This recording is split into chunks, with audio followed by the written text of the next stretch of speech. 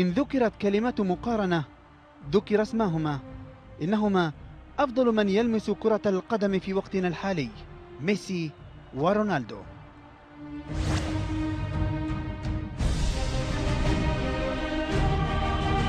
على صعيد البطاقة الشخصية فإن البرتغالي يبلغ من العمر 29 عاما، في حين يبلغ ميسي 27 عاما. بالنسبة للطول فإن رونالدو يتفوق على ميسي ب17 سنتيمترا، أما بخصوص الوزن فالفارق أيضا لصالح رونالدو ب18 كيلوغراما.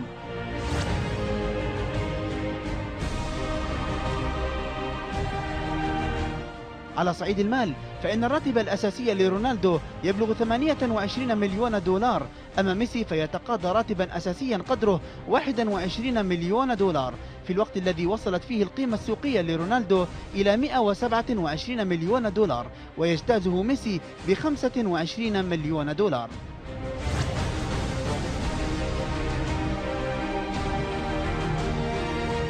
أما إن تحدثنا عن التواصل الاجتماعي وعدد المتابعين فإن عدد متابعي رونالدو عبر صفحته الرسمية عبر موقع فيسبوك وصل إلى 100 مليون، أما ميسي فكان عدد متابعيه 73.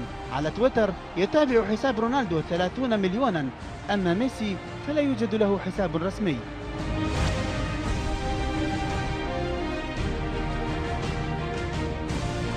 على صعيد الأرقام الخاصة بالليغا لعب رونالدو 172 مباراة، سجل فيها 192 هدفا، أي أن نسبة تهديفه 111%.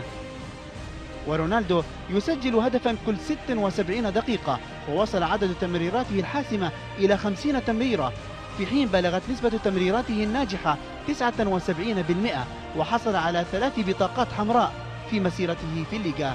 أما فيما يتعلق بميسي فتقول الأرقام أنه لعب 285 مباراة، سجل فيها 250 هدفا، أي أن نسبة تهديفه تقارب 88%.